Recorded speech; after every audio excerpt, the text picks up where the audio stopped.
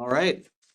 Good evening, everybody. It is Wednesday, February 19th, and it is the regularly scheduled Water Pollution Control Authority February meeting. There was a posted agenda. Are there any proposed changes to said agenda? Seeing none, we will move down the line here. So first order of business is approval of the January meeting minutes. Motion to approve. Second. Any comments? All in favor? Aye. And it's unanimous. All right. Next item, old business. Item number 1 under old business, to hear, consider, and act on a connection of a proposed multi-unit residential complex at 441 Post Road upon completion of updated flow metering. Good evening, I'm Brian Carey with Land Tech. I'm here for the applicant, 441 Post Road. So we were here and Andy Semelides was here in November from Land Tech. And we did receive a report from Wright Pierce. I guess I wasn't here and he's actually sick tonight, unfortunately. I guess there was a question about there was a 2-year window with the flow data that had been submitted. So the commission asked us basically to update the flow data, which we did in December. We got lucky. With John's help, we were able to get the meters in very quick and we're able to meet the 2 threshold storms in December. Actually, the flow actually went down over what the previous metered flow was from 2 years ago. So I don't know if there was some I&I work done in the line or if it was just during a period. I mean, it was during Christmas period. So we couldn't correlate that, but it went down a little bit. But again, the Wright Pierce had issued a previous report saying that they were in agreement with our report, that there was no impact to the line based on the proposed multi-use development. We didn't get an updated report from Wright Pierce this time around.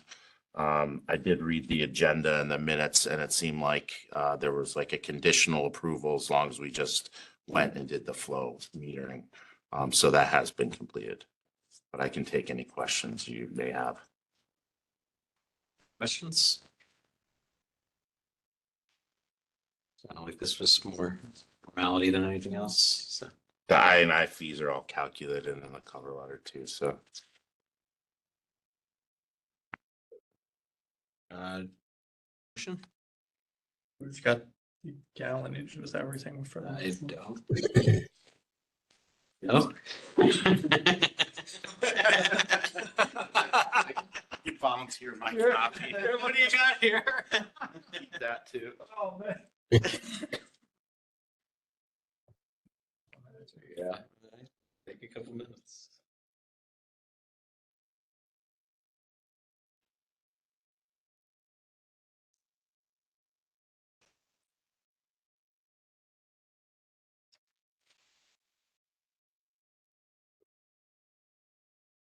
So you're doing 54,449 gallons per day.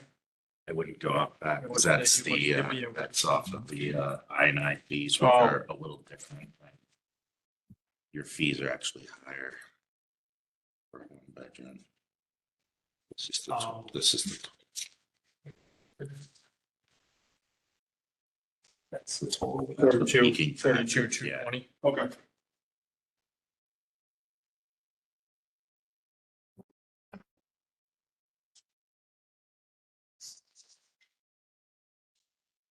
So, And Wright Pierce did review the updated data.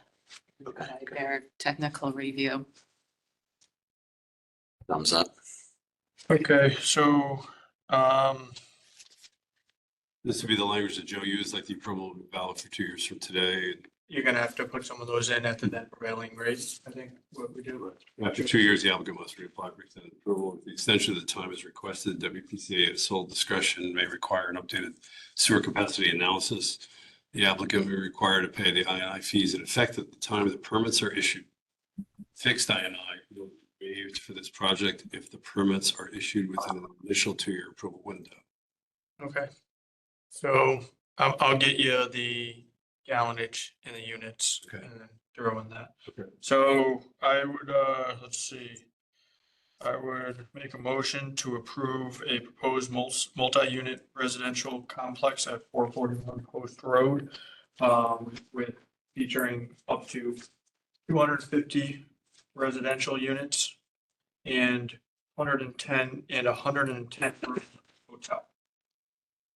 With a maximum total flow of 42,200 gallons per day. Right, that's correct. Yeah, and you Okay. can just reference the report. 42,000. 42,200 per day as referenced in the Land Tech, February 4th, 2025 report.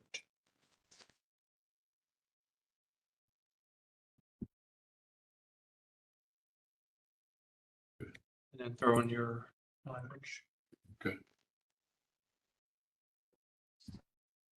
We're gonna have to massage this a little bit, so. I will get that over. But we have to actually vote on this, right? Or we just Yeah, have we're a gonna- motion on it, now we're gonna. Well, yeah, motion, but I guess we gotta complete the motion. Yeah, then it would be Joe's language, Just adding that one. adding Joe's language, which was just talked about. Second?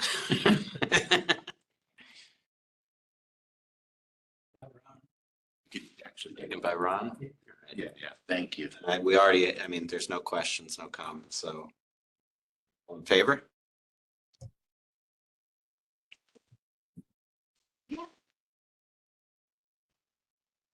I just have to abstain as a member of the development team on this one. Okay, sounds good. Thank you. That's 1, 2, 3, 4, 5 yeses, 1 abstention. So. Passes. Thank you. Thank you. Thank you. Be in touch with you. Yeah. Thank you. Once we finish the whatever we're doing, regulation rule, then we don't have to add that language in those motions anymore, right? No, you're good. We still would? We made a rule that, Frame, yeah. was that part of the regulations that we're looking to? So, I think that was part of our- I didn't think that it was. These, you talking about, oh no, what is it? it's a to-do. thing. But that's one of the things we're looking at doing. Make a rule that all approvals only have a 2-year time. Just figure, simplify a motion. Simplify things. All right, moving on to new business. Item number 1, to hear, consider, and act on sewer use bill adjustment at 4059 Parsons.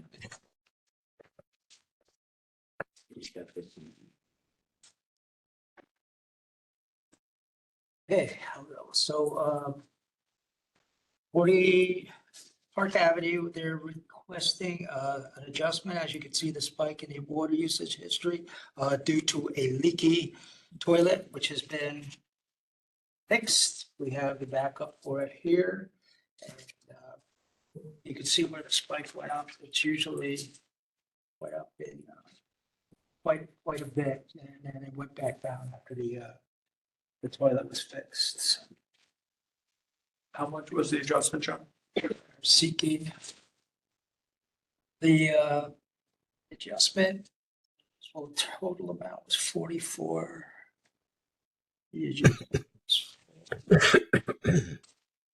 That would be something we would have to.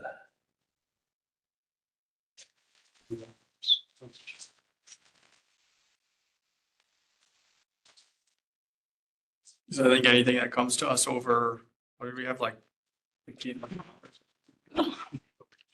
Yeah, Over to. I'm suspecting this is over $2,000. Was it shouldn't come to us. Right. I don't have an issue with it. I looked at it, I'm like, it's a residential, single-family residential unit. Is it really?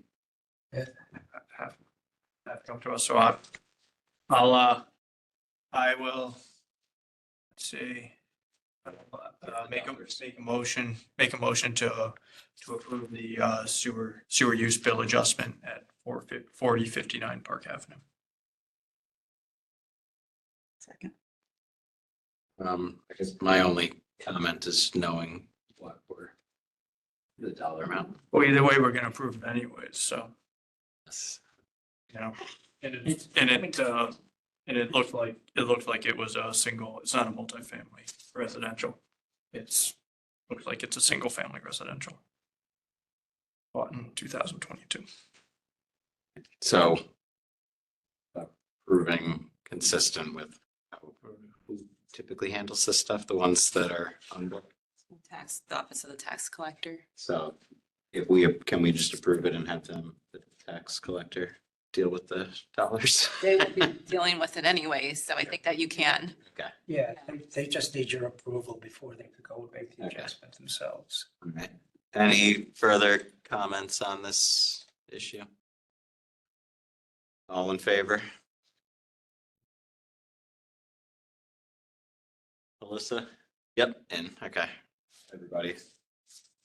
Motion passes. Moving on to here, consider an act on the WPTA 10-year capital plan. Sure, I'll take this one. So just to preface this, we have Beata Orson joining us online this evening, and I'm introducing Beata as our new WPCA project manager.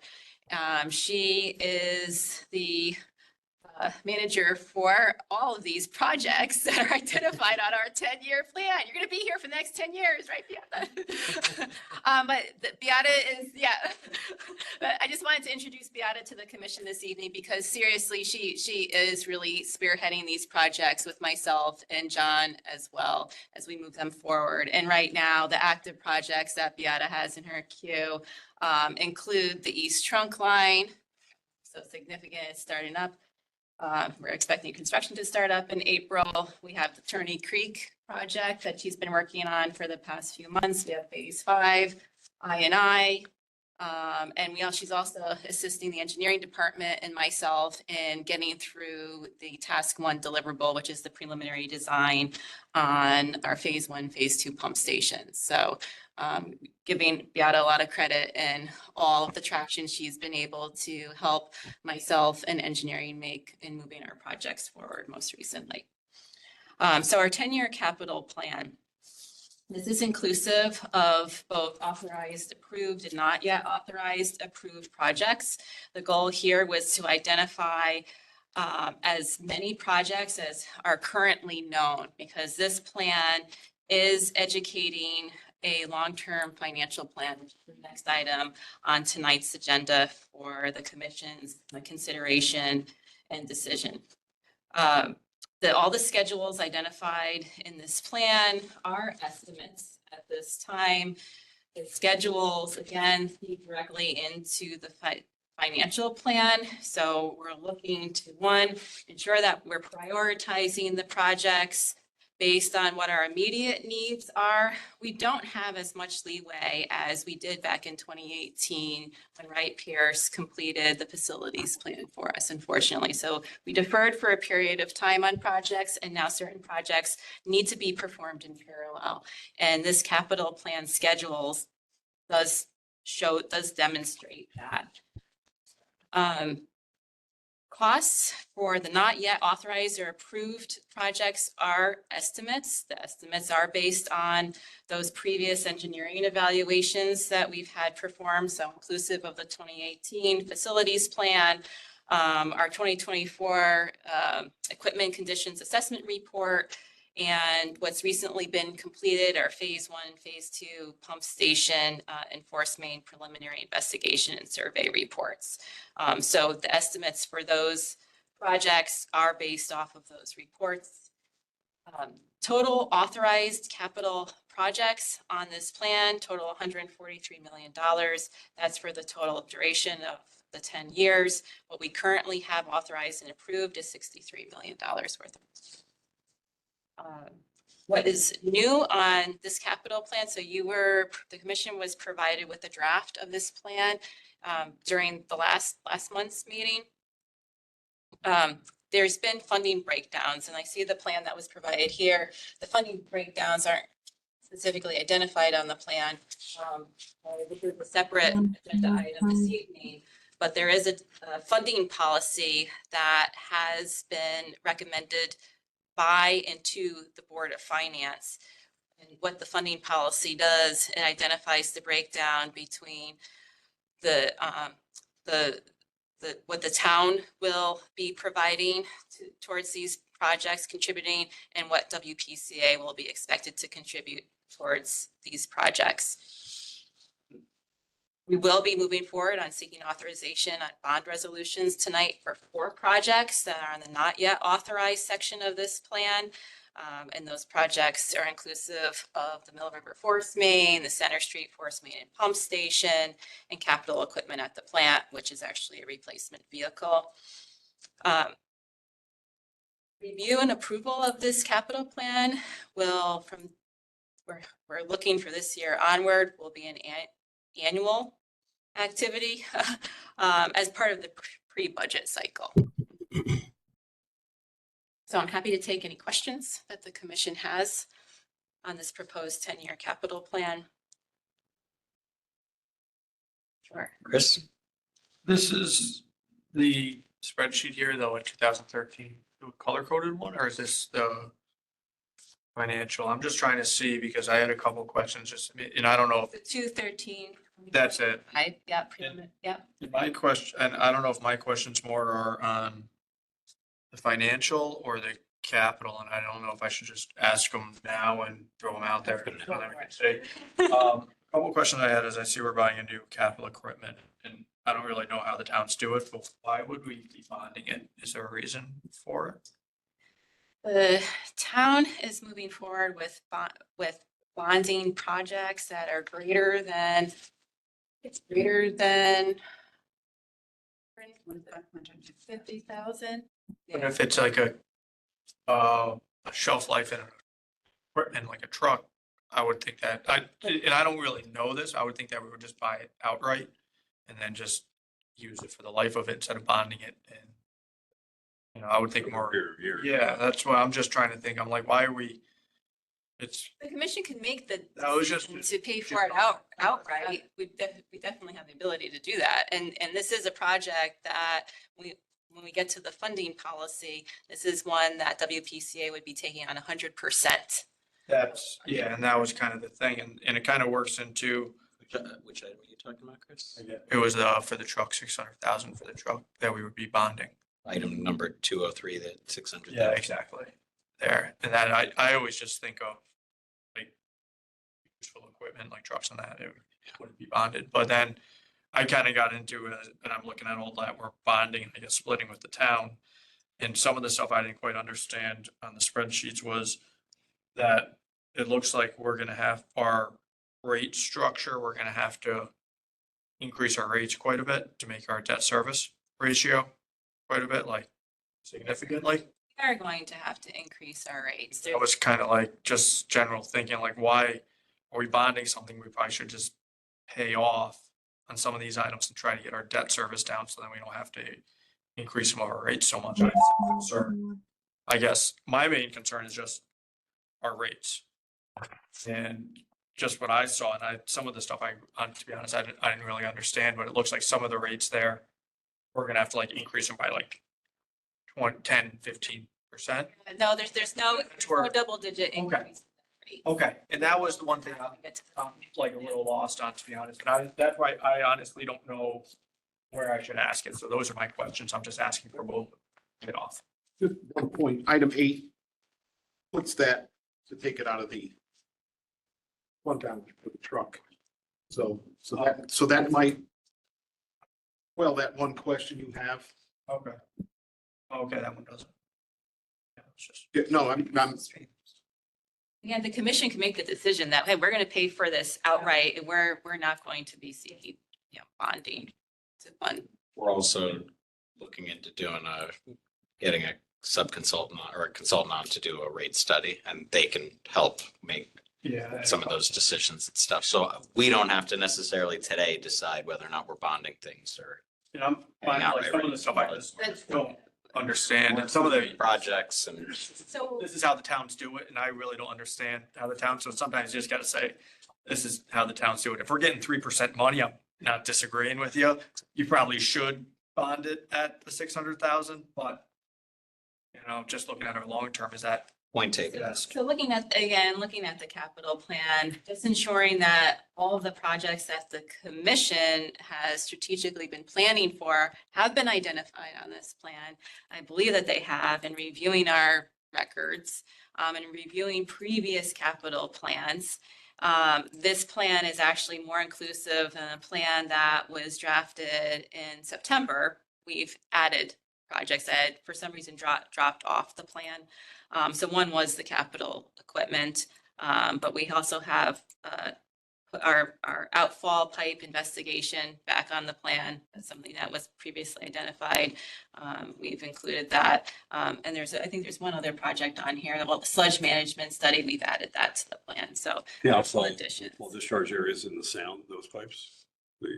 Right. The exit gates. Exit. Is the 500,000 sludge management, is that the only thing that we have in there for related to installs? That is, when it comes to the actual cost for disposal, that's identified in our operating budget. So it's part of our financial plan. But we currently don't have any capital.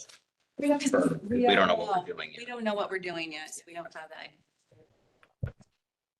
The only concern. My There's thought, hidden capital. yeah, I mean, my thought is we're doing the sludge management study, and then we're going to be better informed as to what's included on this plan. Yep. Any other questions related to the capital? And it's a lot. It's not the first time that we will visit this plan. And again, it's something that we'll look at annually when it comes to budget cycle. I think it's a great question though. Consumable product like a truck. I don't like a truck. Capital versus buying it outright. You don't normally, capital or bond consumable like a truck. So Right. But I guess in term, like, main question remaining with respect to this item under new business, are we just acting on approving the project and as a This conceptual is project? flexible. So the plan is flexible and it's going to change over time. And so the goal for approving this plan is we have this plan in place. These are the projects we know of to date. This is what the schedule looks like now. There's numbers, definitely numbers on this plan for the unauthorized, not yet authorized, not yet approved projects. Those estimates are all going to change. So what we're seeing today, where it's going to look different probably even 6 months from now. And would we update this as you get new information 6 months from now, even though we're not going to be approving it until potentially a year from now and just providing? We're just going to updates? keep Updating as you keep get- updating it and sharing it. We've added a project status column to this plan, so that's live updated on a monthly basis. You want this approved to start going through the town? We could go through the board process. And this will impact the town's overall water flow, That's- which is why we need to take action. And the town can Yes. only, bond a certain amount of money, per year. So what we do kind of affects, Everything else. many things in town. Yes. Okay. So I think it's important that we just. A large part of the town's capital Yeah, plan. a large part. voting on this today. We are. We are voting on this today. So we can just. So then it has time to go to all the different financial board, the So, RDF. so as the Board of Finance is going to be reviewing this. Right, on the 4th. Yeah. and then it It's goes- to have some understanding, and then once the town bodies have the Board of Finance primarily has an understanding of what the capital waterfall is going to look like, then the individual projects will move forward for approval. Which I could be wrong, but the way I read this is more, unless there's projects you specifically object to or want added to it, Saying, then there's really not much of a role here. I mean, putting my engineer hat on, these are all extremely necessary and have these in, as part of our plan, I think is. But that's my opinion. One of many, so. One quick, it was, the total was 142, pardon me, 142 million, but there was a number of 60 million. Like 63 million, that's a currently authorized Currently authorized, projects. got it. What kind of escalations do we have on projects that we're looking out, you know, 5 years, 4 through 10? Again, like the dollar amounts. Yeah. Inflation escalation. that kind of Yeah, we don't right now. So these are today's dollars? These are today dollars right now. Okay. Is that how we usually, from a town perspective, is that how all the different bodies are bringing their budgets in? I think that for projects that are a few years out, there'll be an escalation built into that a little bit. Like a standard COLA. I don't know if there's been discussion. I mean, I wasn't involved in, you know, Yeah, and these numbers. yeah, and again, so I worked with the finance department and our capital projects office to develop the plan. And we're going off of some of these estimates are 2018 dollars. And so again, it's just understanding where this is at, and we are seeking professional services to review this review the capital plan, review our financial plan, review our funding policy, which you'll see tonight. And this is a work in progress. This is really the first stab at developing a plan that is all inclusive of projects to date and had this robust of a plan when it comes to WPCA projects. This is really just a first start. And what you see tonight, again, this isn't the final plan. It's just a start. And I guess maybe Alyssa, like, on that, at least we're approving something. And within that money, we have we're gonna be doing engineering and studies on it. So then at least we could get some reports and get some real numbers, because even if you put an escalation in it, I'm like, Yeah. what are we even No, I guess. putting in there? So it's kind of like, I'm like, we're just like First. numbers out there. So at least we have something. And even if, at least like I look at it, I'm like, hey, on a lot of these projects, we have $300,000 approved to start these processes. And then from there, we could say, okay, well, here's our bid documents. Let's go out and bid it. And then we can get some real numbers. But Sure. to throw numbers on it, it's like, yeah, but okay, put 10% on them. Although it's important to know which numbers are 2018 numbers, which ones are 2022 numbers, which ones we have escalations on. It should be leveled in that way so that we understand where things are at, particularly if we start to micromanage things within the capital plan. Things like tariffs coming along and things like that may shift priorities based on costs. I think it's important that this spreadsheet get leveled out in some way. Either we have no escalations in it and we just identify that everything has been escalated to 2022 costs or 2025 costs, sorry. And look at it that way. Very good points. I agree. The pump station numbers. Did Bond give any kind of updates? The pump station numbers are up to date based on the just recently completed task one prelim design reports. So some of these have obviously a little bit more basis in Yeah. reality than others, but even still, they're engineering estimates, not. Sure. It's been crazy over the past couple of years. In terms of building out the waterfall, is it a priority in terms of talk me through what the priority schedule was given? So are we moving on to the financial plan when you talk about the waterfall? Or are we talking about the schedule on? I'm just talking about what I'm looking here, where I'm looking at, funding requests fiscal year 24, 23 through 2035. Just sort of, it's my first year on the commission, what has been the history Mine in. too. Yeah. But what has been the history in terms of developing what's coming first? Obviously, there's priorities, but has there? This is our, so my understanding is there wasn't much to go off of when developing the capital plan. John had some historical capital plans that were not as detailed as this, that we had worked off of. We met every year, Last we met every 10 year, we years. looked at what was there and said, yes, this is moved up, moved down, and it's ever evolving, and we were very, Reprioritized yeah, for but the year. It was basically a Word document list of projects and general costs associated with it in a year that it was earmarked to start, assuming to start in. I think it was really probably not this past September, but the September before that, maybe about 2 years ago, that we started to see our capital plan really be more formalized on this type of spreadsheet. there was some not so capital planning people in the group.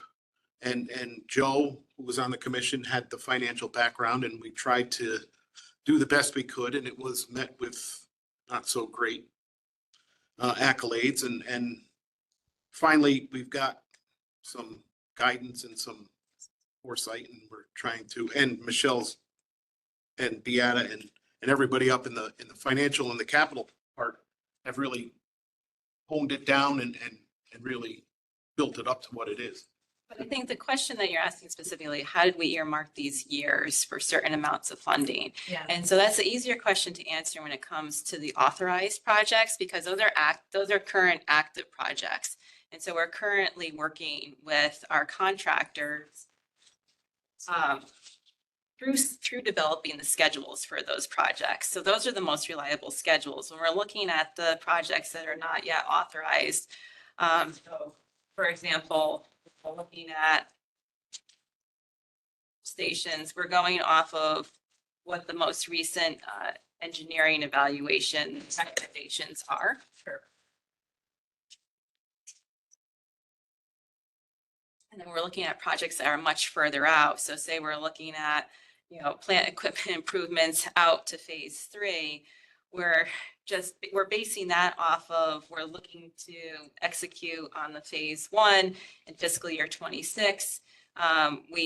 We're estimating it's going to be 2 to 3 years, and then we're going to be following sequentially. At least that's the plan for phase 2 and phase 3. So again, these are estimates. And the schedules are going to change. I mean, there may be a project that we don't have earmarked until 2030. And this is similar to the Mill River Force Main. I mean, that was going to be a 2030 project.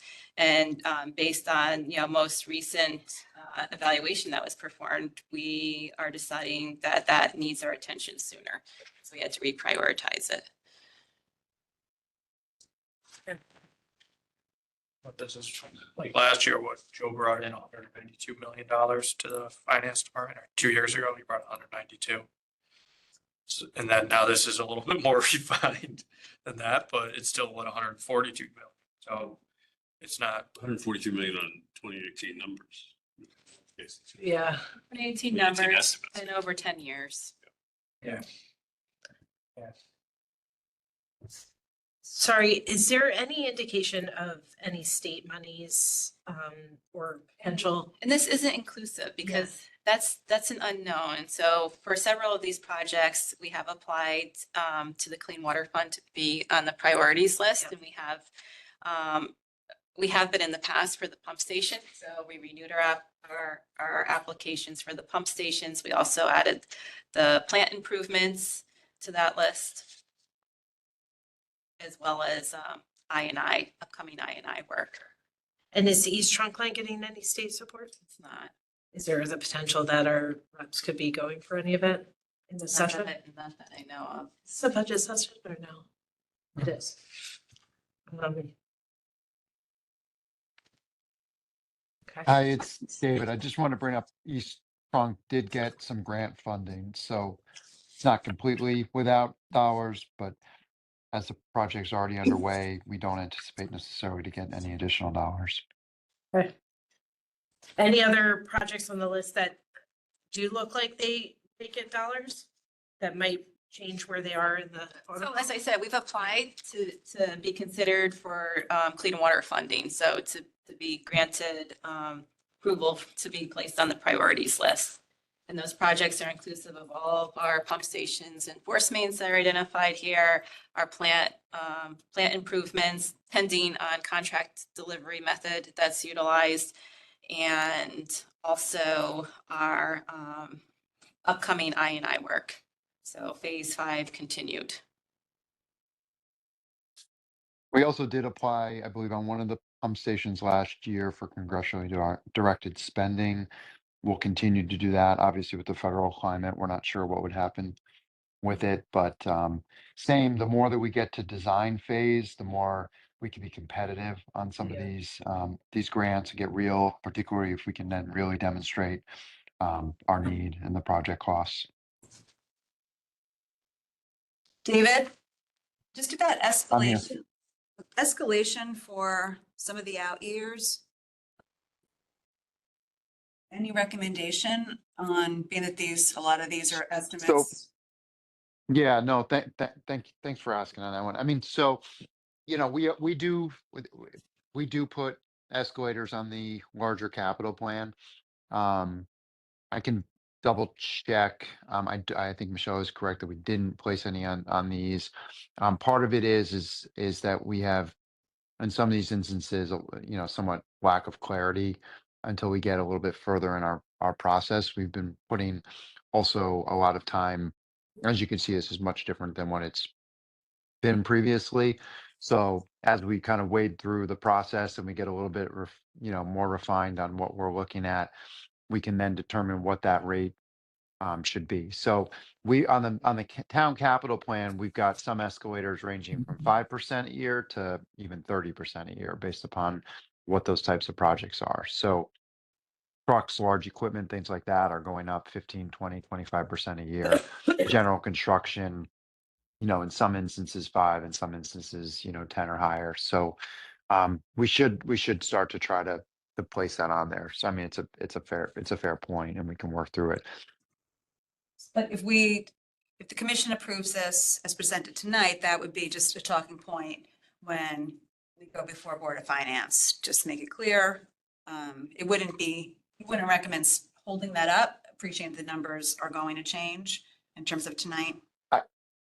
I think a lot of what you see there is likely to change in some form as we move forward anyways. I think what we've tried to do is not to be, I understand the concept of just putting, yes, we know there's an escalator, let's put it in.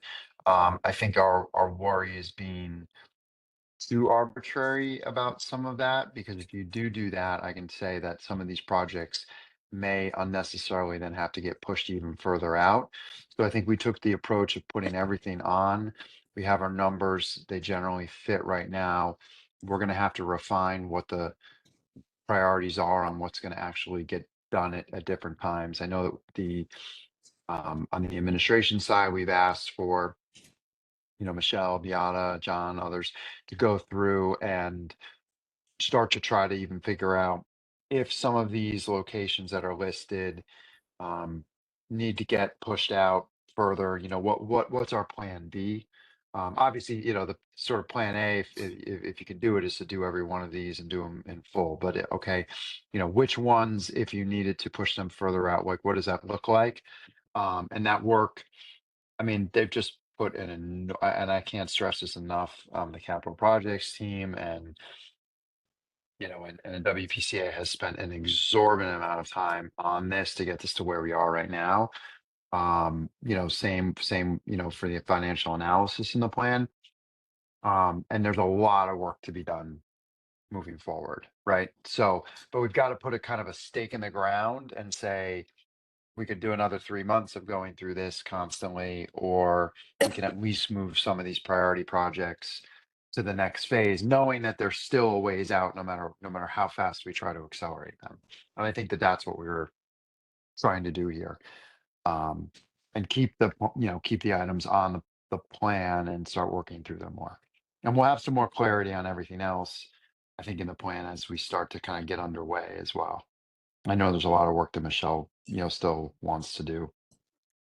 Yeah, and I guess I just really want to stress that this is just a start. What we're seeing tonight is, it's a huge undertaking and it's in a place that I feel comfortable that it's something reliable, that it's a baseline that we can work off of moving forward versus what we've had in the past. Well, thank you for all the work, and I think it's important to prioritizing it and knowing what's, heading our way. And just as long as we're on the same page in terms of and as we message this forward to other boards, just want to make sure that communicating It's flexible. the flexibility. And, I know the Board of Finance is understanding of the flexibility. Stress that. I was surprised to hear that. They stressed that a couple weeks ago when we met the subcommittee. I think it's a good start. I think, you know what, I hate to say it, in 2 years down the line, this is gonna totally change around anyways too, because you're gonna look at it and say, okay, well, I hate to say our priorities, might change around a little bit, might have to move stuff around. So it's like, I hate to Inevitable. dwell on the numbers so much because we know they're gonna change significantly. It's like they're huge numbers as it is. So like, yeah, put another 5-10% on it, but we're still shooting in the dark here on a lot of these. At least we're got some goals and work towards them. And I'm sure, maybe things we're gonna have to push off or maybe things we're gonna have to push up, but 5 years down the line, I'm sure it's gonna be a little different than what has been presented right now. It's an initial planning document. Biosolids wasn't a high priority until a couple of weeks ago. Still pushed out until like 2033, 500 grand somewhere. It's not pushed up too far. I think it's next year. Most likely gonna be next week. Next week. I was gonna say, yeah.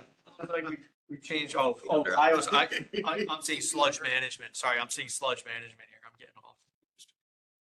I think it looks good. Sorry, one more. We need a motion. I just have one more question. Is there kind of a yearly goal range in terms of dollar requests that we're generally trying to sit in? Just the WPCA portion. Yeah. Well, a goal is to keep our rates hovering, the increase hovering around the 5%, not more, the annual rate increases. So that's definitely a major driver when it comes to the scheduling. Right. Then also, when it comes to the town's need for, the debt service ratio and keeping that below 9%. Or below 9%. Right. Obviously, I'm supportive of the overall plan. I'm just looking at like fiscal years 2027, 2028, where we have a big bubble, and sort of knowing what else is happening around town, where we probably also have bubbles around those years, being realistic about what that looks like. Especially since those aren't 2032, those are coming up quick. So you're talking about fiscal year 27, 28 of the authorized project? No, I'm just looking at the total at the bottom, and maybe I shouldn't be looking there, but I'm looking at a 19 million and a 22 million, which are kind of outsized for the rest of the years, with the exception of, I assume, 2035. A lot of that's coming from the projects that are already authorized. Yeah, That's the thing. right. Yeah. So I could answer that a little bit. That actually came up or earlier today at Board of Selectmen related to the overall way that we manage project size. In the past, we focused on the town side at least 18 of- less on the actual cash flow and what it ultimately did kind of on the back end of the process, and much more on how much are we approving in any given year. What we are focusing much more on now, which is a much more detailed approach, is the actual cash flow and what it does to the bottom line and your debt service line within your budget. So each time we layer in an appropriation from a bonding perspective, not just appropriating, but actually bonding in specific years for a project, and the way that cash flow lays out is ultimately then gonna each each year when we do that, it's a tranche of debt that we then need to pay out, right? And we essentially on a rolling scale, or a rolling calendar of 20 different tranches each year that drop on and off on the town side. So the WPCA is sort of just at the front end of doing something like that now. But you may see a large amount, but of actually bonding in any particular year, but but it will actually layer in, and what we're watching for is what your actual debt service payment on the waterfall schedule nets out to into the account. And so even some of those peaks, when we go out for the debt, we can actually structure some of that so it's not perfectly even if we need to smooth things out. And you're not necessarily, a large year of bonding doesn't immediately mean that your bonding spikes, because you're layering that over 20 years, and then the next year might be down.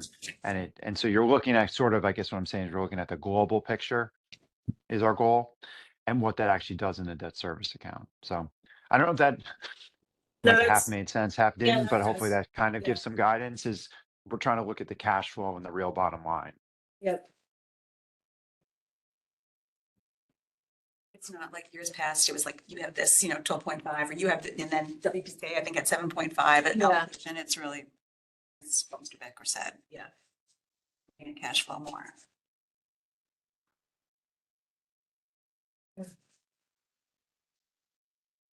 Discussion, any other questions, comments? I know it's a lot.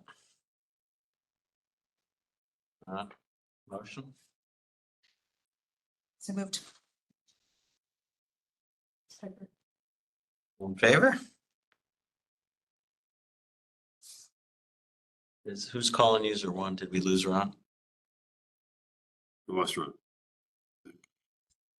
No, Hey, Ron, you there? we only had 4 before. You there, Ron?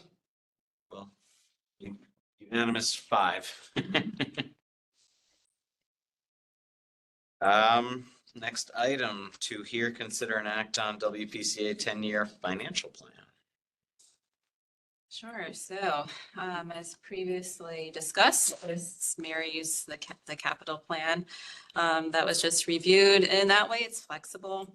But the capital plan is flexible, so this will also be modified and reviewed and approved on an annual basis during the pre-budget cycle. Just want to point out, as part of this, there's a proposed fiscal year 26 operating budget. There's 2 versions of that operating budget. I just want to make that clarification here. There's one that's embedded directly in the document that was sent with the initial round of backup for tonight's agenda. And then there's one embedded in this same document that was reworked based off of the actual proposed operating budget for fiscal year 26. So just know this is likely to change once that budget has been reviewed and approved by the board. So again, this is being brought to the commission purely for review and approval, but as really it's a starting point for determining our ability to be self-sustaining over the next 10 years. I think the page that the commission's probably most interested in starting with is probably page 4 out of the 26-page document. And it shows what our rates would look like in the coming years. Again, this is based off of not only that schedule that we just reviewed, the projects and the cost estimates and that capital plan, also subject to change over time. But this is also based on the proposed fiscal year 26 budget. And we're looking at calculated rate and percent increase. So right below what's highlighted in blue here.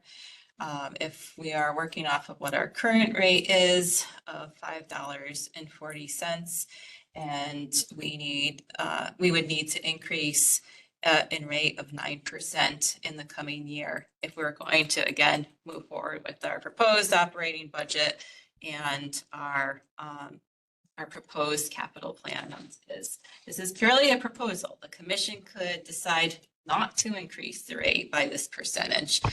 This is purely a proposal based on this model and the inputs to this model as they stand today. The line in orange here, when you're looking at this is what WPCA's would typically consider to be a rate stabilization fund. So it's a portion of our fund balance that is set aside on an annual basis just to ensure that our rate increases maintain steady at a certain percentage. 5.01 across the board. Correct. Got it. Okay, so what the finance department helped me do was we back calculated off of what a expected max rate increase would be on an annual basis. And thinking that 5% would be that max, and then back calculating off of what we would need to set aside from our fund balance in order to assure that. This is something that I am seeking professional services to evaluate for WPCA as part of the cost of service study. The use of this rate stabilization fund, looking at our rates, seeing where we may have opportunities to increase our revenue. There definitely are opportunities there when it comes to what we're taking in as permit fees, also looking at our I&I rate structure. Just to start with. So just looking at that, there's, so, in 2027, if we only keep a 5% increase, we need to come up with another, let's say, additional revenue. You'd be setting it aside from the existing fund balance. 2027, 953,000. So then we're gonna have to figure out how to keep that, because what I'm nervous with is that in 8 years from now, it's like millions of dollars. Well, you see what the projection is. And so I showed here 10 years out what it would look like. 7 million. Yeah. And again, keeping in mind that this is all based off of what today's capital plan looks like, right? What today's revenue sources look like, all of these things are subject to change. So again, just like our capital plan, it doesn't feel comfortable at this point in time, but it's just a starting point, and it's more than we have had in the past to look off of, to just begin to consider projections. And can WPCA continue to exist self-sustaining as we have been? This does show that we can successfully do that. And it shows how we would be able to do that. I just have a concern, is that how are we gonna come up with that extra millions of dollars in the future? I could see coming up with a couple 100,000, but when we're going down 5 years, That's set aside from what, yeah, and so that's being set aside from what, so we have our existing fund balance, we have what our annual revenue is, and then this part is what's going to be set aside every year. But how are we? Yeah, we're not going to be able to increase our fund balance at the same rate as we have been increasing it annually. If we choose to use a rate stabilization fund, the commission may choose, maybe we don't want to use a rate stabilization fund. Maybe I'm misunderstanding the rate stabilization fund. Is that, I'm thinking that in the rate stabilization fund, the shortfall in our budget. No, That's what it's I'm. not. You'll see on another page here where our. Maybe that's where I'm a little confused at with, is I look at the orange, that's what we're gonna have to come up with And this is, extra, yeah, to keep the rates at 5%. no, and so this is what we're setting aside. So we're not going to be increasing our fund balance as we have been. Setting, It's cash we have to spend. You're setting it aside. exactly. Whereas before, that money, we could have bought a truck with it, but now we're setting it aside Okay. to help keep the rate stable. It's nothing that we want to do for the Yeah, long term. Something that we would do Sure. potentially short term, or the commission may choose not to take that route at all. But then we're going to have to go back to our capital plan, take a look at the schedules and reprioritize. These all work, they all, they're married together. They work hand in hand. And you said you were reaching out to a consultant to look at it. I've talked with 3 different consulting firms so far to solicit quotes for these services. These professional services by our purchasing department would be exempt from going out to a competitive bid. I just need to receive 3 quotes. And so I'm doing that. I'm just waiting now, basically. I spoke with the last group today. These firms are gonna kind of look at our rate structure and look at our. Right, so I've actually asked for a menu of services. Yeah. Because this could be a lot and this could be quite an expensive project to undertake. So I think as a baseline, a cost of service evaluation or study is something that would be beneficial. So that'll be able to better inform our current rate structure, right? And our projections on what the rates could look like. But we could also have those services expanded to look at our funding policy, also review how we're prioritizing our capital projects and assist with that effort as well. So we could go pretty far with the services, but yeah, that's all going to come at an expense for us and something to consider. But I think it would be interesting to see what other towns are. And it's hard to do what we have benchmarked, Yeah. we've benchmarked in the past. We've also looked at like the statewide tie-in bond 2019 rate study. But all WPCAs, although we all operate similarly, we have similar needs. Our capital projects all look a little bit different. We're all operating on different schedules. So like it's not like comparing apples to apples really. And I guess maybe I'm looking at more towards because I know we've always talked about two structures of rates from commercial to residential. So I know that we've always. Cost of service evaluation. We've always been looking into that, and maybe looking at this, we should spend a little more time on that. And they could support looking at grant opportunities and that kind of stuff too. So, there's a lot of different scope items that we could throw at them. But the way I see it, this funding plan just shows a multitude of options, none of which by approving it, we're selecting today. In fact, we don't do our rate increases until July, August. So hopefully we can get some feedback from our I seem to remember Yeah. when we were doing this last year, the rate increases were like 10% that we needed to keep up these and whatnot. It's yeah. So I know you talked about the shortfall you had asked, Chris, and I just want to touch upon that. I think the best place to look at where we're at would be the actual proposed fiscal year 26 budget. And so that's the file that I sent out yesterday. So that's actually the file I sent yesterday. Okay. The really small numbers. And it's towards the back. Okay.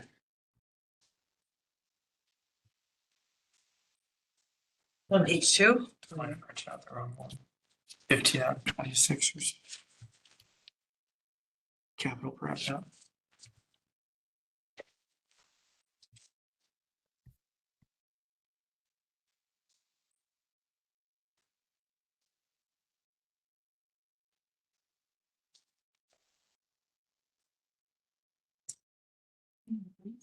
At the bottom of our budget.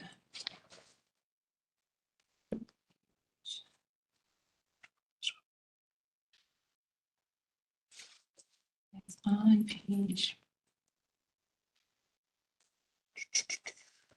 I think it's just the second to last page, it's on the last page of the file I sent yesterday. And towards the bottom, but above note A. Surplus shortfall.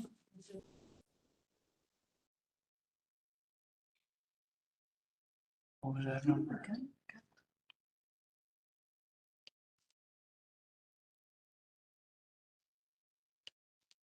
We know when they're there. So for this year, what we're looking at It's about $650,000 is a shortfall when we compare revenue and expenses for operating costs. And I do want to point out that there are some significant additions to this year's expense budget. So there's certain projects identified under capital outlay that come directly from the equipment condition evaluation report. And why are these included in our operating budget and not moving forward with, for example, like the phase one plant improvements capital project? These are actually projects, these are units, equipment that we could order and replace in-house at a cheaper cost than if we were going to move forward with engineering and design services, et cetera. Yeah, so a More lot of that, straightforward, replace one. yeah, a lot of these are just Replacements. So we're looking to take those out of capital outlay. There's also an additional position embedded in here. It would be a new position for the WPCF. It would be a new wastewater maintainment position because we are down 3 operators right now. It's extremely challenging to recruit operators at the level that is needed at our facility, which would be a level 3. And so we grow our challenge from within. That's where we're successful. So we're looking to expand that more entry-level rung of staff at the facility and continue to train folks, move folks up into that operator 3 classification to fill that need.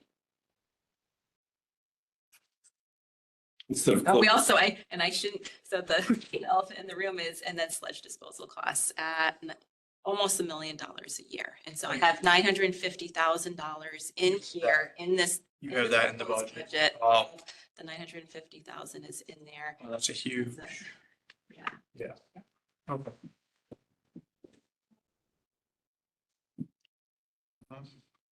And that is still a question. It's still a one sentence, something or other in legislation.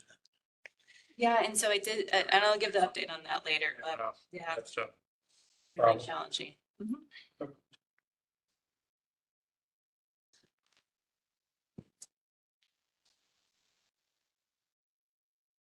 It's a good idea, though.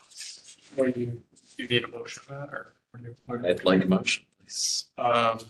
Motion to approve the 10-year financial plan That's presented, I guess. as presented. Second. All in favor? Unanimous with Ron back. Run back. There you go. Okay, thank you. Thank you. It's a lot of work. Thank you. Yeah. I know. Yeah. So thanks Sabrina Bernardi in the finance department. She did a significant amount of work on this financial. Just she and I benchmarked off of some other WPCAs. I think the WPCA that gave us some really great guidance. It shared a lot of information. This was Greater New Haven. So they were really helpful and really giving us a format to start this financial plan off of. So working hand in hand with our peer WPCAs, developing those relationships. That's good. Next item under new business, 2 here, consider an act on WPCA proposed funding policy. Funding policy again works hand in hand with the long-term financial plan and our capital plan. And this was a specific ask by the Board of Finance back at their special subcommittee meeting. I think it was the first week of January. They asked for, yeah, oh, well, yeah, I think I wasn't so certain it was going to come out as a formal written policy back in, was it October or November when they asked for the long-term financial plan? And I thought they actually wanted an MOU between. But yeah, the request for this formal written policy, January. Again, this is something that was benchmarked with your WPCAs, but really it is, again, it's a specific to our operational needs. and our capital improvements and the schedule for those capital improvements. This actually is what creates this three-part basic framework for us to run a successful PCA. This along with the financial plan and our capital. I think what maybe is most significant to look at in the funding policy is really the percent breakdowns. That's what it comes down to. What the town will be paying towards these projects and also paying debt service on, and what the PCA will be taking on for.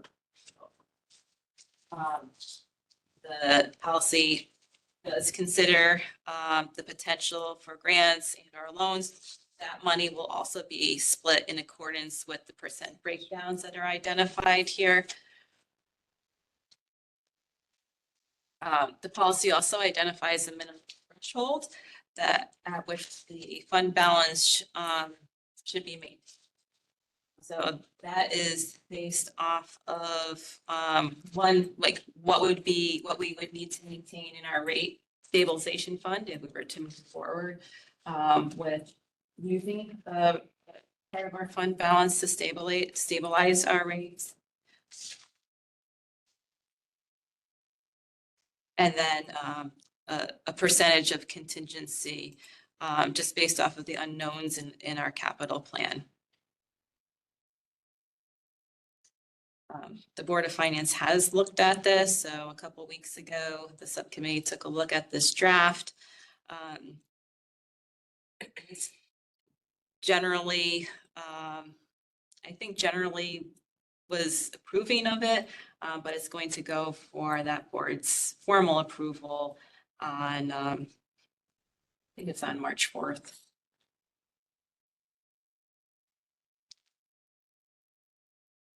Before they approve, this commission needs to approve of the funding policy. Again, just like the other two documents, this is a starting point, this funding policy. This is something brand new. We haven't had this previously. The appendix to this policy identifies specifically what project classifications and types would fall into each of the funding breakdown buckets, I'll say. That was really an ask from the town. The town wanted certainty as to specific projects that would be included under each one of those classifications. So let me put up the policy here. Are you okay with those specific projects that were listed in everything in here? On that, you're okay? I drafted it. No, I just want to make sure at least you're. It was. There was only really one thing that I had brought forward to the town in internal meetings that I was asked to modify. I had a classification for projects related to risk management. So that was inclusive of compliance needs. And I was asked to remove that and just move those projects to meet one of the other three buckets, which I did. And the other ask was that the town not take funding lead on any classification of project. The WPCA would maintain funding lead. And so I mean by that is the town would never take more than 50% of a funding obligation of any project classification. How are these percentages negotiated or with? Well, primarily it started with what the decision was for the East Trunk project. So it started with the projects necessary to support commercial development and to increase capacity, and that was a 50-50 split. And then working off of there, for plant upgrades, that the WPCA would take on a more significant funding role for projects specifically related to needs of our equipment and our operations. And then when it came to routine maintenance, this is scheduled, we are able to plan for this. If it's not something that's specifically needed to expand our infrastructure in any way, this is something that WPCA is taking on in its entirety. Again, these percentages they need to play out, right? And so we need to test this funding policy out. I think, and they may shift over time. So other WPCAs review their funding policies on an annual basis. The funding policy is meant to be flexible, and shifts with our capital planning and financial needs. The East Trunk, one there, I forgot, I always forget what one it is. That was, we split 50-50 between the town. That was an existing sewer line that was in, but to support the commercial development, we increased the size. So that would be under projects necessary to support commercial development, but what would that infrastructure expansion? That would, like, what would that classify under? Just saying, because like, you know, where would that, I'm just trying to see, like, so you increase the pipe size, so that would be infrastructure expansion you would classify it as? I would. Okay. If our think- collection system's a bottleneck, a capital project to alleviate that bottleneck, it falls under that. Okay. Doing benchmarking with other communities, did you look at percentage on septic versus? Yeah, and so the Board of Finance did ask you to produce a matrix, identifying several factors, comparing Fairfield WPCA with the other WPCA's, and that's going to take a while to complete, but I agree. Yeah, just. I agree. You might have to go to professional services to really get that done. I think so. It's big work. Yeah. It's a huge workload. Yeah. Yeah, and But I think it's. but I think we get it. Because. It is, yeah, yeah. And it's a start, I mean, we have a start. I had one more just comment on the on the page 4 on WPCA, the revenue generation. Do you want to put in there to adjust allocation rates between commercial and residential? Because it's like, because we're labeling our revenue generation now. And it's the WPCA will need to adjust its revenue generation strategies such as increasing sewer rates and permit fees and adding surcharges to ensure sufficient funds to cover debt service payments. Should we add in there too, is that allocation of rates or differentiation of rates? Section are we in? Page 4, let's see, 6.0 on the WPCA, revenue generation. So we have some flexibility there, because I could see us separating the rates. And I mean, this will be a living document to some extent. Whoever our consultant is doing the cost of service absolutely needs to look at this. I just Yeah, wanted it's definitely to give us the. It's a good comment. the menu items. Yeah. It's because I don't claim in any way that I'm an expert in drafting funding policies or financial plans. I'm an engineer. I think this is a great start. But again, it's really meant to be a starting place for us to just have a baseline to work off of. And then on page 6, you have non-routine infrastructure rehab or replacement. You have stars after all those dots. Does the star correlate with something? It did, and thank you for picking that up. It could be something that was left over from a previous draft.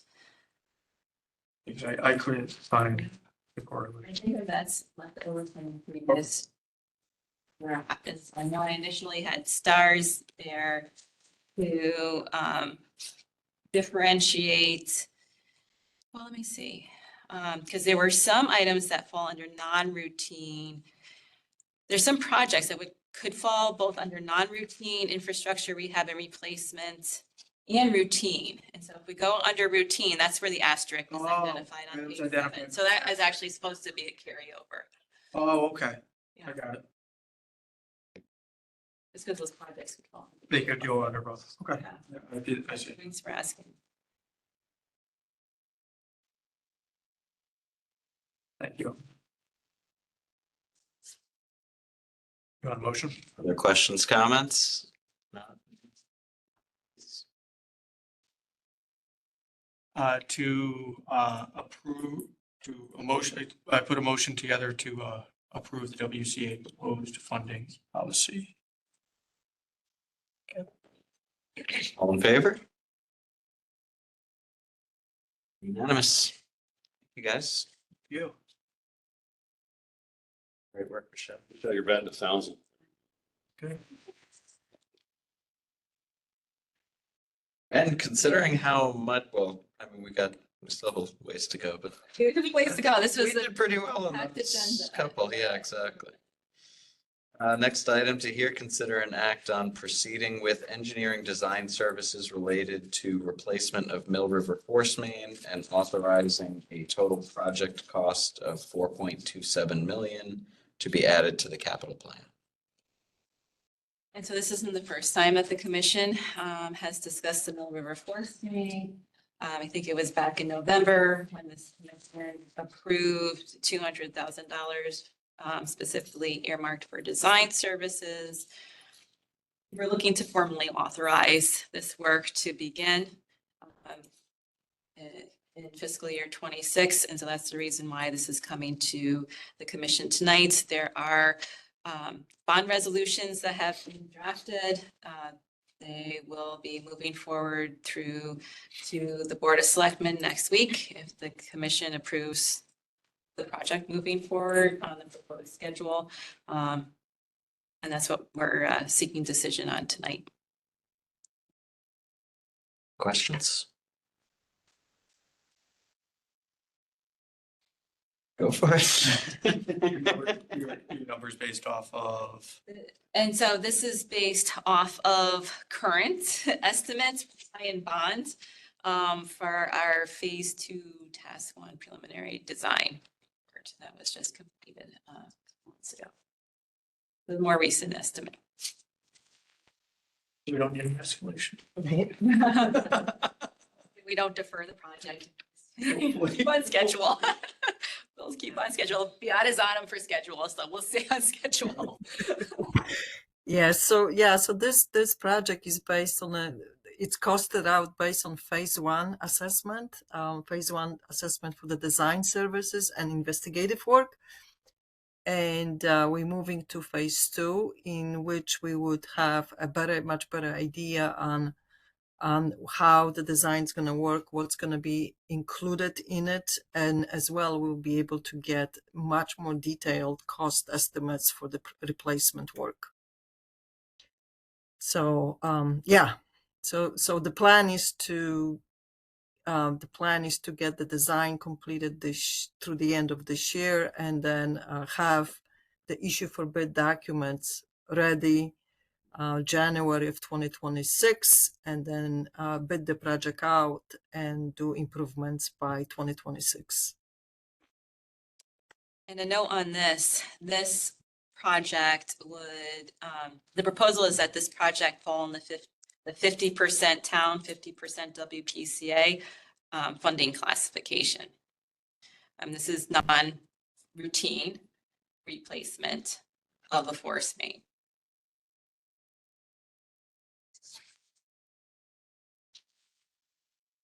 Town has an understanding of that too. Yeah, well, we'll find out when it goes through the boards, but that is how it is consistent with the funding policy. So when you say non-routine, it's because we're increasing capacity or? Well, we know that there's breaches in this Right. force main. Sure. But what differentiates it from that 50-50 split from the 75-25?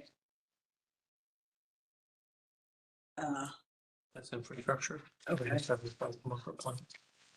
I see. Okay.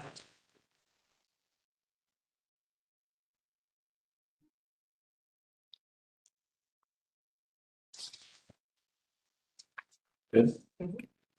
Motion to approve, to proceed with engineering design services related to the replacement of Mill River Force Main and authorizing a total project cost of $4,270,000 to be added to the capital plan. Second. Alyssa, all in favor? Unanimous. Item number 6, to hear, consider, and act on proceeding with engineering design services related to replacement of Center Street Pump Station and authorizing a total project cost of $4.53 million to be added to the capital plan. And so these cost estimates are also based off of the most recently completed phase 1, task 1 preliminary design report prepared by Ty and Bond. The recommendation to move the Center Street Pump Station forward on the capital plan came from that preliminary design assessment and interviews with our operating team at the WPCF. Well, I don't want to speak for John. Do you want to speak to any of the highest priority operating needs for Center Street Pump Station? Center Street was built in 65. There were a few improvements over the years. Last time the pumps were replaced was 1999. We had failures this past spring of not one, but two. We had one spare, but they're obsolete. Contacting the manufacturer, they have to make the parts. So on initial failure in April, we didn't get parts till July, August.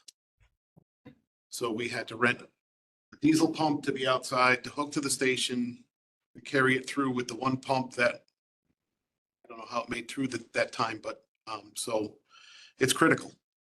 Right now we have all 3 pumps, they've been freshly rebuilt. Getting parts is, I think we spent over $50,000 on rebuilding pumps, and renting a pump. And you're running an external diesel Correct. as well, generating external noise. It was it was pretty quiet, thankfully. It's pushed it to the forefront. So what's the timing of this project then? And so we look at the capital plan, it's to initiate design in fiscal year 26. And so we're looking really to run this in parallel with, it'll come a little bit after we authorize design for Fairfield Beach Pump Station. Come about, I don't know, within 6 months after we authorize design for that, but it will be happening more in parallel project. So it's a modification from this fiscal year 28, 29 then? So I think the 300,000 design services earmarked for fiscal year 26. Easiest savings if you, put the Fairfield Beach and Center Street together. Good question. And Beata, do you recall the preliminary design report from Ty and Bond did speak to that? I just don't recall. Oh, I could go back to the report. Yeah, I think it was, yeah, I have to review that. So I would assume they're somewhat. To bundle them. Yeah, and I mean. Bundle them together, right? Would it be better to bid out 2 than 1? We know we're gonna do them within 8 months of each other. Well, we're already authorized for Fairfield Beach, right? And so we already have a contract with Ty and Bond for design services on Fairfield Beach. So we're moving, we just have to Yeah. authorize, we're just waiting for the I guess maybe I'm looking at for packaging and construction services. construction services. Design side. I guess we'll see how the timing of that works out. Because one's gonna be a little bit ahead of schedule when it comes to design, likely. 6 months is nothing. Yeah. They would love it. Yeah. Especially you could probably get a good rollover instead of double mobilizations and everything else. That I can. Probably be the same people. We know Ty and Bond did talk about the bundling. On the same equipment too, right? Same everything. Projected savings were. You're gonna have the same crew. They just go. Pretty significant savings, I think. To buy that truck. No bonding. That's coming up, Chris. It's coming up on the list here. Want that Mac. I want to drive it too. Oh, well, So, we'll set that up. very good question, but we still need a motion. Who wants to do it? Mr. Motion. Okay, where are we? Motion to proceed with engineering design services related to replacement of Center Street Pump Station and authorizing a total project cost of $4,530,000 to be added to the capital plan. Second. Second. Additional comments? All in favor? Unanimous. Money tonight. Yeah. Item number 7, to hear, consider and act on proceeding with engineering design services related to replacement of Center Street force main and authorizing a total project cost of $4 million to be added to the capital plan. Right, and so these cost estimates are also most up to date by Ty and Bond through their completion of the preliminary design report on phase 1, task 1. The force main has exceeded its 50-year design life. It's expected to have a high risk of failure due to both its age and a previous breach in the line, and which required emergency repair, and its integrity is really unknown.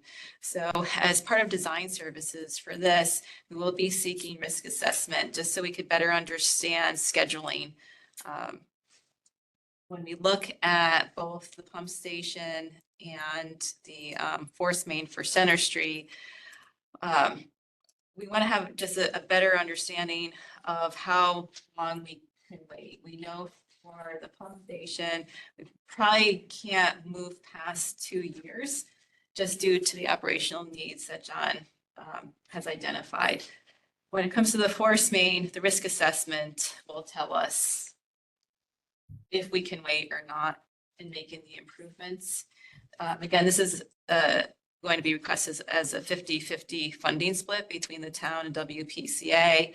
I should have mentioned the same for the Center Street Pump Station. This is not only is this non-routine, and I say non-routine only because one, this isn't a FEMA flood zone, so the pump station itself is going to have to be brought up to current resiliency standard.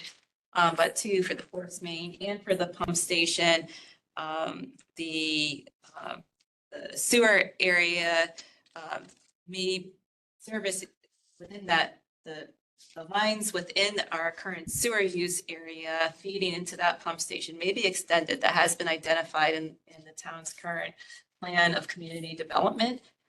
And so this design will be inclusive of that consideration.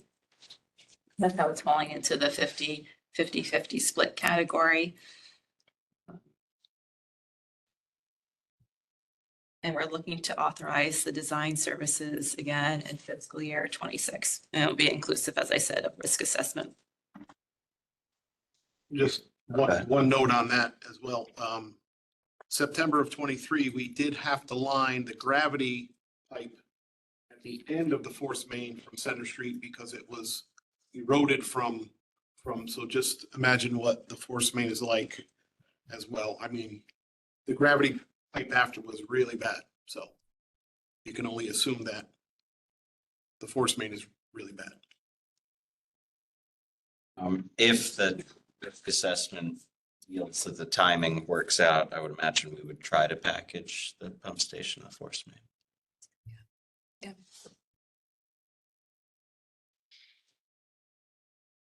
Any other questions?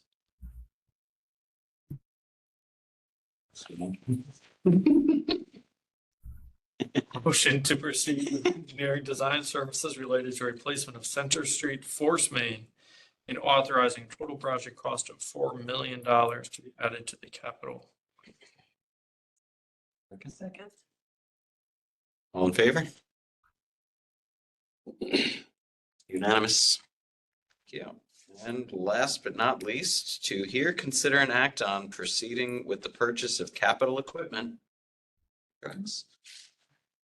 The cost of $600,000 from WPCA reserves and authorizing the expenditures addition to the capital plan. So I think and this is John. Talk about the Fletcher truck. You'd like to take that one on? Fletcher truck is circa 2009. It's an integral part of our maintenance of the sewer pipes. We use it about every day. There's been technological advancements to the newer stuff, makes it running it easier, faster, better. Again, this one's 16 years old, starting to have some issues. So to be more productive, to be better equipped, we're asking for a new one. How long does it take to get one? Actually, the vendor we were talking to can get us one within, he's saying like 6 months. So this would be fully outfitted like the current one, to jet lines, to vacuum, a lot more automated, a lot better. Training? Absolutely, absolutely. Is this one bigger than before?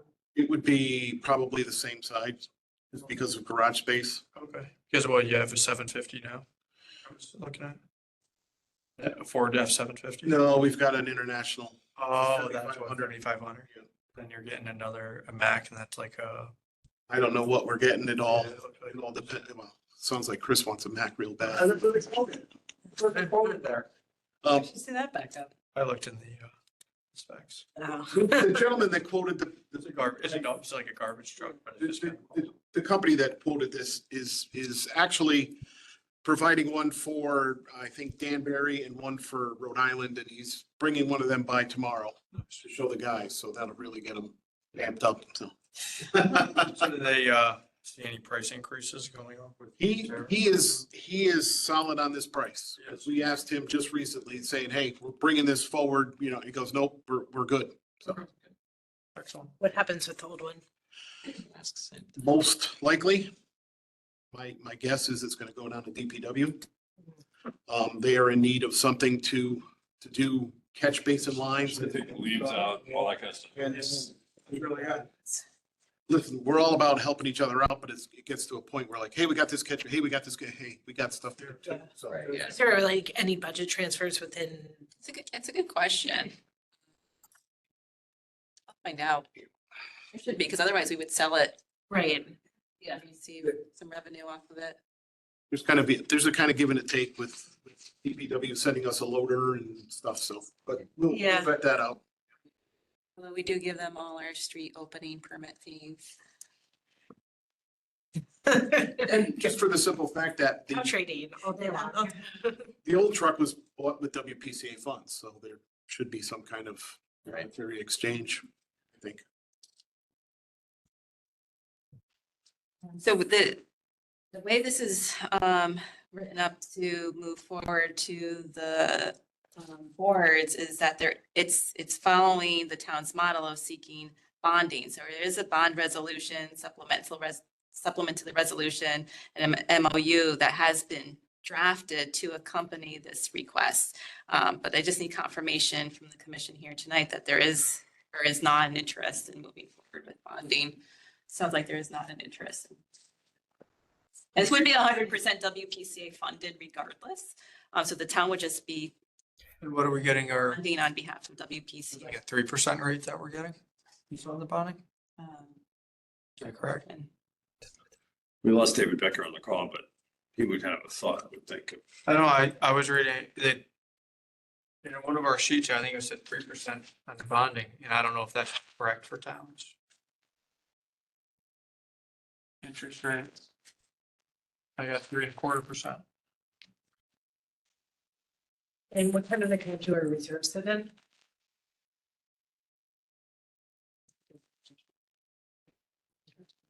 I think that's like just critical to know when we're assessing this kind of thing for bonding versus. Can we approve it without that decision? well, Want to get the truck and I don't really Okay. care how we pay for it.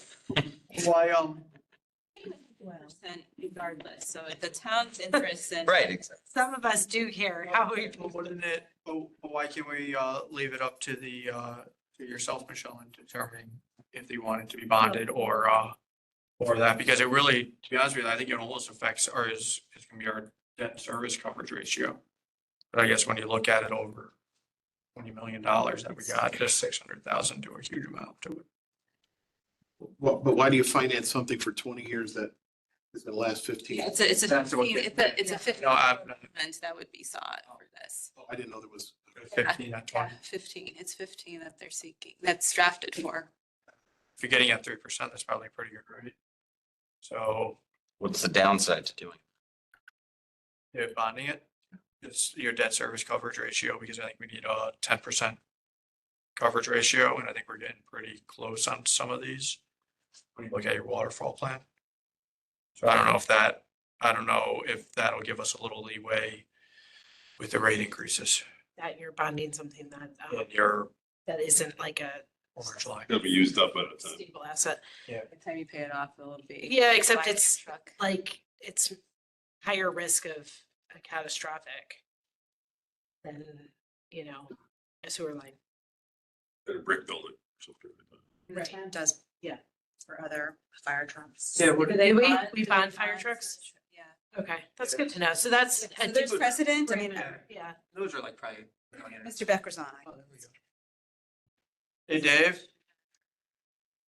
Yeah. Hey, just when I thought I could hop off for a few. No, All, Sorry, all Dave. good. Just No, general thanks. question, I guess, Yeah. is that what we're discussing is that with the $600,000 pump truck that we're looking for, and we just have a question on, should we be bonding it or paying out of it, out of our capital there? And we're just debating it back and forth, because I think what Yeah. is the bond rate that you're looking at there? And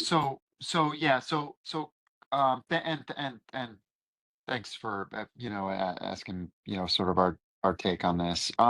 Large capital, expenditures, such as these larger equipment trucks that have a tendency to last, some of them anywhere from, 10 to ultimately 20 years if you factor in even moving into secondary position in the fleet, are items that we typically now capitalize on our end. And our bond rate is going to probably be, for something this year for this, somewhere around the 3.25 range, probably top out at 3.5. So last year we were at 3.25. We're going to be right about in that range. So when you look at something like this, also, I know we talked about the rate stabilization fund and sort of just the use of those types of dollars. We're not dealing with something that is going to depreciate and be out in 5 years. So you can justify the capitalizing it and moving it out as a bonded cost. And then it will, though it sounds small, it's sort of in the totality of it, it starts to stack up. The more times you do this, the more money that we keep inside of that capital account over time, we'll be able to use for rate stabilization, future debt service offsets to the taxpayer, to the ratepayers. So at least from my perspective, looking at sort of the big picture, we do this on the town side, and the preference was that WPCA does the same, with this purchase. It's not gonna be detrimental in either direction, obviously, but those are sort of you're paying a low rate. It helps keep money in your capital account, which we believe there's numerous things that maybe, that account as a whole would be, more beneficial over time. And we're talking about a purchase that's going to last a significant amount of time. So it's not like we're bonding it and then it's going to not, it'll live within that bonding cycle. So even at that, if you thought that we needed to shorten the time frame, but we typically on trucks like this assume a 20-year arc because they're going to go in reserve. And you have the bond at 20 or 15 year? So that's something that we could refine. I don't have this Right one. now it's drafted as 15. Which is fine. I could, that when you factor reserve status, these trucks typically last, at least that number. Everyone's in service 16 years, John was telling us, so. So that's probably about the max at 15 years. Yeah, which is And that'd be a healthy number. And that's what we try to do. Like, we wouldn't bond something for, if something only lasts 10, we're not gonna bond it for 20. I mean, we try to align them in their likely useful life. We do factor in reserve status as still being utilized, so. Yeah, 15 is a good.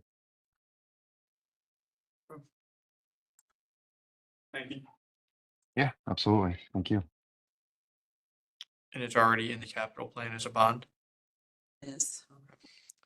I put a motion to proceed with the purchase of capital equipment at a cost of $600,000 from the WPCA reserves and authorizing expenditures addition to the capital plan. Second that. Favor? Unanimous. Thank you. Thank you. Thanks, David. 8 for 8, Michelle. Thanks, guys. Thank you, David. All right, moving away from new business and to operational status updates, bypasses. I'll give Michelle a break from talking. None. Thank you. Back to you. John, question. When you have a bypass, does DPW have to get involved? And if so, No. do they charge you? No, DPW doesn't have to get involved. It's all yours. Yep. Wallace. Item number 2, compliance. Back to me. Michelle. I tried. So just an update as where we're at in complying with the Public Act. We let me step back. We previously talked about a few different avenues for our biosolids. Right now, we're continuing to compost. We continue to stockpile across the street with Denali. We have probably about 2 to 3 weeks of storage capacity left there. John and I have been engaging with haulers and disposal outlets. We have John and our chemist Shelby have completed application forms for our material to be accepted in the state of Pennsylvania for disposal at landfills. So we are basically waiting authorization from Pennsylvania to accept our material for landfilling. We got a pulse on that earlier today from one of our haulers that we've been talking with. He expects within a week we should hear something, but again, we don't have control over this part of the process. So we're just waiting on that.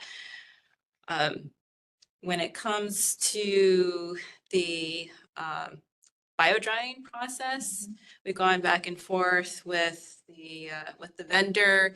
We're at the point that a final services agreement is with their legal team.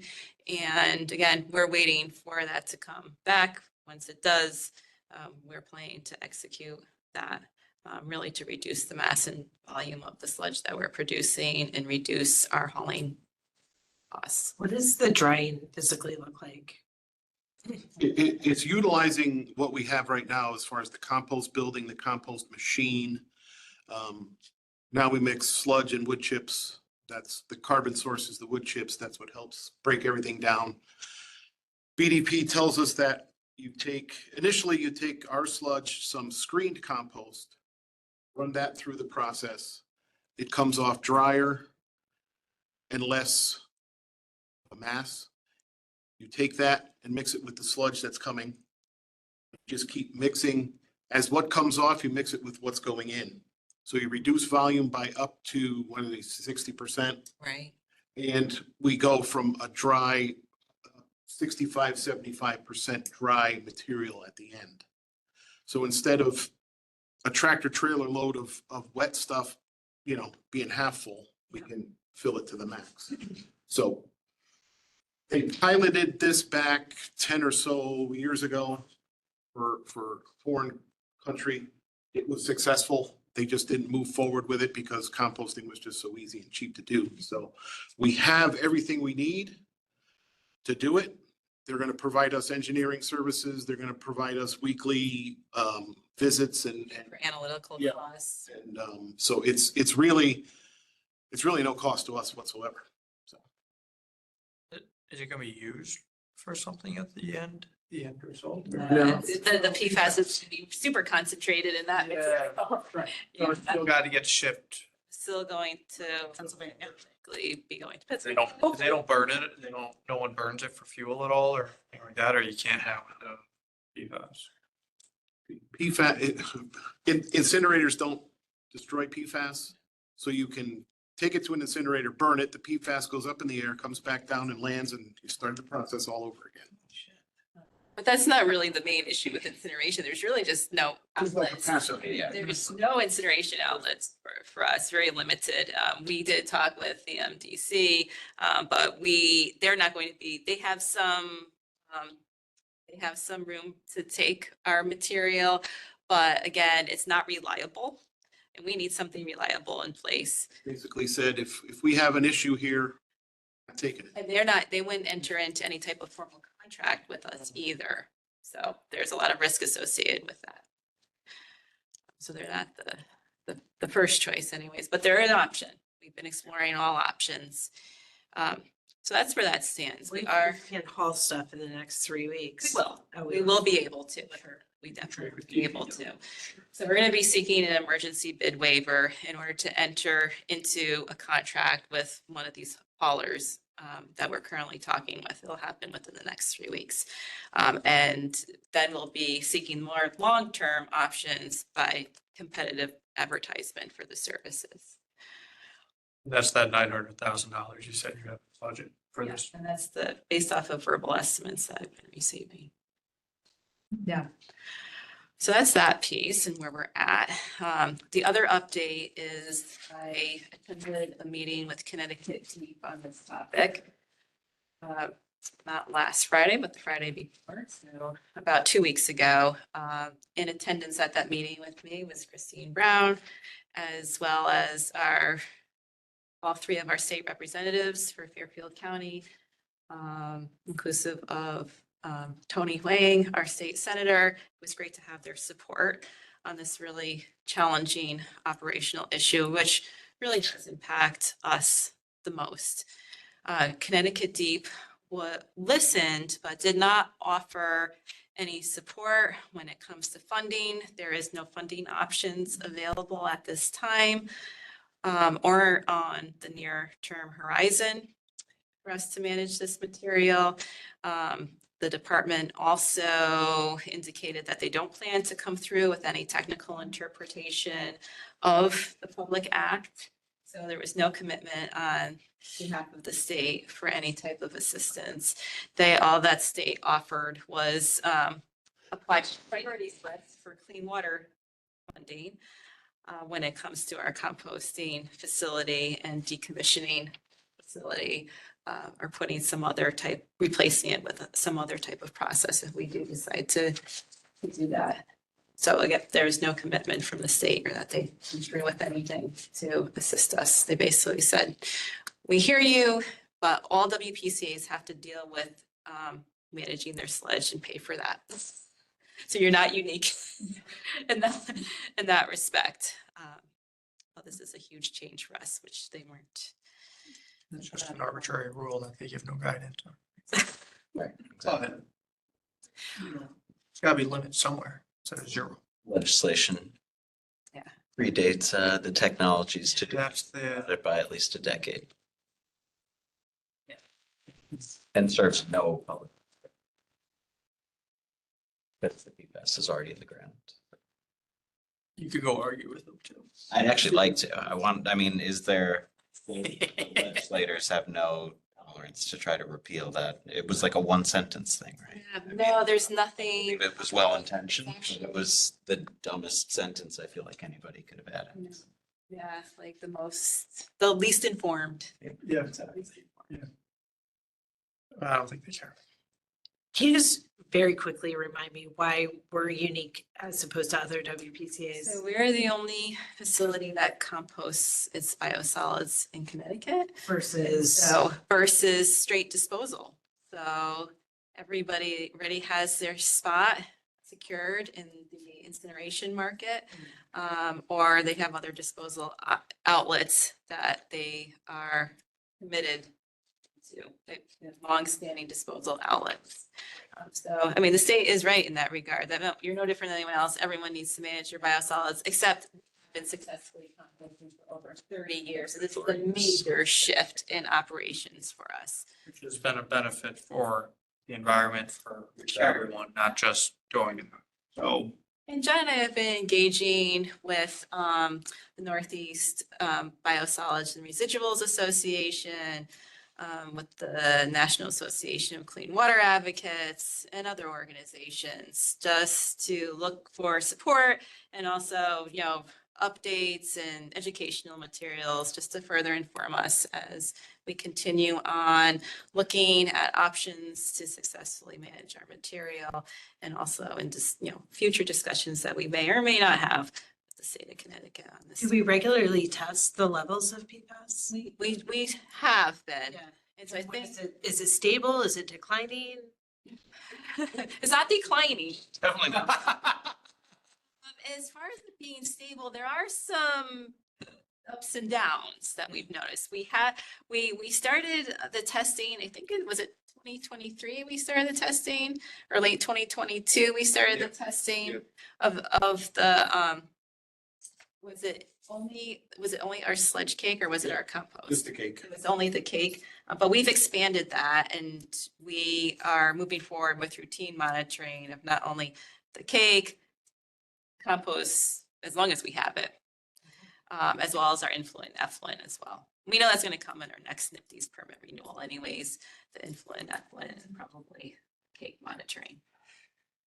But we are, like I mentioned in a previous meeting, we are on the very, very high end of PFAS concentrations for POTWs that have been sampled in Connecticut. So the state ran a survey, I think it was of like 35 or 36 Connecticut POTWs. And we are at the very highest end, if not above that, when it comes to our PFAS concentrations, especially in our biosolids. What's the hypothesis there? It could be, well, it would, typically we would think heavy industrial usage. Yeah. And we don't know of any heavy industrial usage. You know, what we know of is we're dominantly domestic usage when we look at our customer base. We have one significant industrial user that happens to be a metal finisher. Metal finishers are known to be contributors of PFAS to their wastewater discharges. We've engaged with the state's pretreatment program. That permit is about to be renewed. It's going to include PFAS monitoring in it. So we'll have the benefit of those results. But I think what will benefit us is industrial user survey as part of our next NIPD's permit renewal application, which will be next fall. And we're working on that application. Moving forward on that. We have the fire training school across the street. We don't have knowledge of any type of historic discharge from their activities there to our system that could have caused some type of long-term contamination. They had approached us a number of years ago under. To take the foam that they use, but We we didn't, because that foam is loaded with it. Loaded. Are we higher than Bridgeport? I don't know if Bridgeport was necessarily one of the POTWs on the state's list. In the I&I and in the groundwater and all the industrial, Just wondering. Cass Creek and all that, you're like, is it just I&I that's coming in from Eh, 100 years of industrial use? 30 years of composting. Old Exide battery, Yeah. You got the Exide there, you got Canadian Harmon. Could be historical all the way down industrial Ash Creek, Yeah, and right. that's one of our biggest I&Is. water contamination. Maybe all those groundwater remediation general permit registrations that we receive for review, we should ask them to, seriously, we should ask them to test for PFAS. Yeah. It's not within the state's requirements, but we could ask for above and beyond. We should. Yeah, so it's a good point.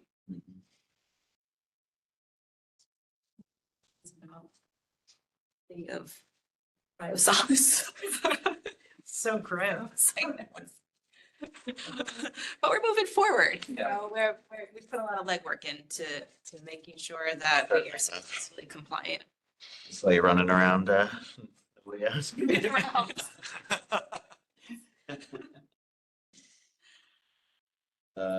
Capital improvement projects updates. I feel like we've had enough of these already today, but secondary digester cleaning and repair. As reported last meeting, secondary digester went online January 6th. Biogas company came out to set the pressure relief and everything. We're having an issue floating the cover. We think it's just all the pressure regulators and everything need to be in sync because they were placed on the primary and the secondary wasn't working. So we are having them come out, setting everything on the primary, on the secondary, on the waste gas to get it all situated. And that should be happening within a couple of weeks. So hopefully I'll have something to report next meeting.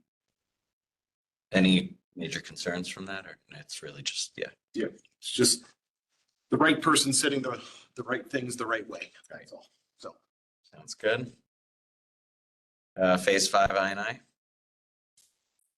So I'll start it and then I don't know if Beata's on or not, if she has anything to add, because she went to the Board of Selectmen earlier this evening to talk about awarding contracts to our two contractors. So National Water Main Cleaning Company, we will be moving forward to awarding a contract with to perform the manhole repair and rehabilitation work for a cost of $283,900. And then we're moving forward to award a contract to In Situ Form for the lining work in the pipes for $863,003. We're looking to, those projects will both be initiated in April. We're going to move forward with the manhole work first, and then soon after, move forward with the line work. And Beata? Yeah, I think pretty much, yeah, that's pretty much all I would say. Yes, that we're gonna start in mid-April and work in different locations. One contractor is gonna do the manway repair work or the sealing of the manways, and the second contractor will do the lining of the sewers.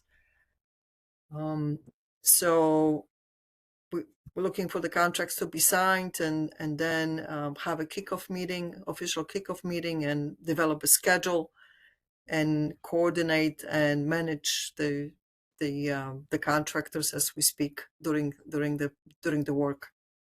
We're looking at a 6-month schedule, so done by the end of calendar year 25. Yeah. Sounds good. Then on to phase 5 continued. I work continued after that.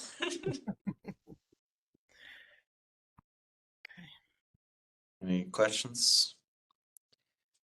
Moving on to other proposed WPCA charter revisions. So these are just a few miscellaneous updates. I just wanted to let the commission know that on behalf of WPCA, I did submit recommendations to the Charter Revision Commission on January 21st in regards to how WPCA is framed in the charter currently. I think you copied all of us, or you're informed, right? So I don't know, did I copy the entire commission or just you, Rob? Okay. I might have just Just us, I think. but I could definitely forward that to the rest of the commission. That might be helpful, but I liked what you sent, so. I wasn't sure the communication protocol. I didn't want to get into a meeting. So.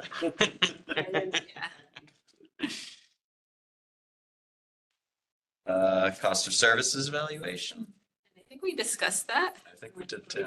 So I'm just gonna skip over that. Yep, sounds good to me. And sewer department audit. I just wanted to let the commission know. So we received a surprise audit in the month of January, our sewer department.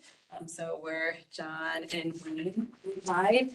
And we generally, there are several findings, 7 findings and recommendations made for where we can improve. Nothing was a real surprise to us. So one area of recommended improvement was for our permit fees, primarily to reevaluate our current fee structure. We're $100 across the board for all permits. We should take a look at where we can increase those fees. We know that's something that's the thing for us that we need to take a look at. The cost of service evaluation will help us with that. The audit also identifies standard operating procedures and processing permit applications. That was also something that was on our radar. We're working on SOPs. We started developing those SOPs already. And also updates to our website. So again, not a surprise for us, something that we're looking to work towards over the next year. Being more transparent on our website when publishing our fee structure. That's nothing that's specifically identified in our regulation, our fees.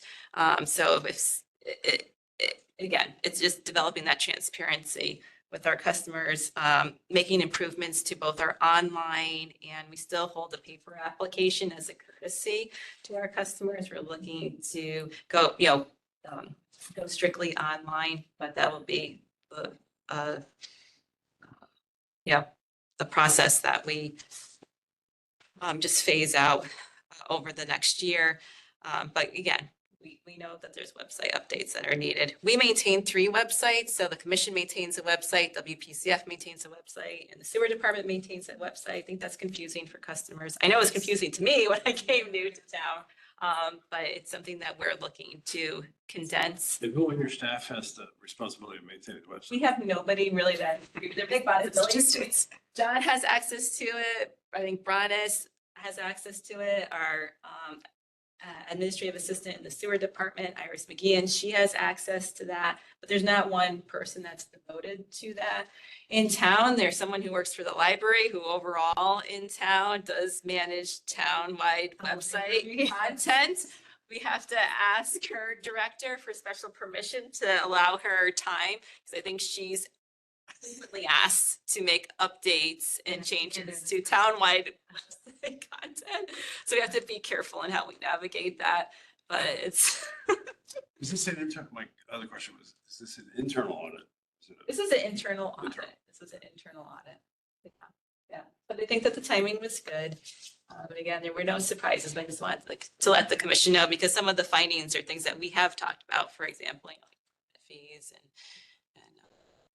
and looking at our applications and how to improve those. Now we got someone new to look at our fog permits, right? You over here, Wayne. Inspection. Fog inspections, fog audit. We're doing a fog audit next. You think we can Wayne, you're off. Yeah, we need to. start? Forming our first fog inspection, John and I, next Wednesday. Break up our first one in quite a long time. So There we go. We need to get them up. Don't charge them the permits if we're not gonna enforce it. With that, do I have a motion? Mr. Motion to adjourn. Do it, she beat you to it. Second. All in favor? Thank you. Thank you, guys.